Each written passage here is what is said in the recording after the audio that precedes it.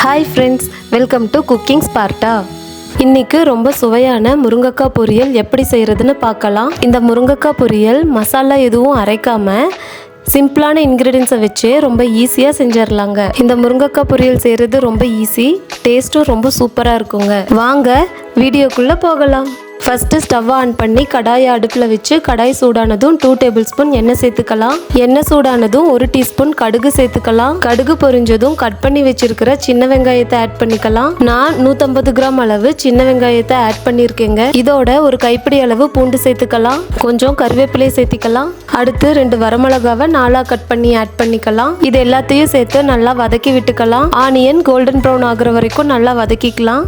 அடுத்து கட் பண்ணி வச்சிருக்கிற ஒரு தக்காளி ஆட் பண்ணிக்கலாம். இது எல்லாத்தையும் சேர்த்து நல்லா மிக்ஸ் பண்ணி விட்டுக்கலாம். அடுத்து இதோட கட் பண்ணி வச்சிருக்கிற முருங்கைக்காவை சேர்த்திக்கலாம்.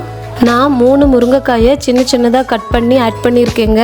இது எல்லாத்தையும் நல்லா வதக்கி விட்டுக்கலாம்.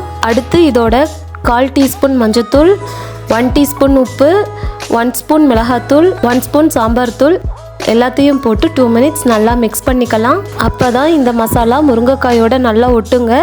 சாப்பிடும்போது ரொம்ப டேஸ்ட்டாகவும் இருக்குங்க. நான் இந்த மாதிரி எல்லாத்தையும் நல்லா மிக்ஸ் பண்ணியிருக்கேங்க. முருங்கைக்காய் வேகிறதுக்கு 1/2 டம்ளர் தண்ணி ஊற்றி மூடி வச்சு 10 மினிட்ஸ் நல்லா வேக விடலாம். நடுவில் மூடியை எடுத்துட்டு முருங்கைக்காவை நல்லா கிளறி விட்டுக்கலாம். இல்லாட்டி முருங்கைக்காய் அடி பிடிச்சிடுங்க. 10 மினிட்ஸ் கழித்து மூடியை எடுத்து பார்க்கலாம். முருங்கைக்காய் நல்லா வெந்திருக்கும். கடைசியாக கொத்தமல்லி ஆட் பண்ணிக்கலாம்.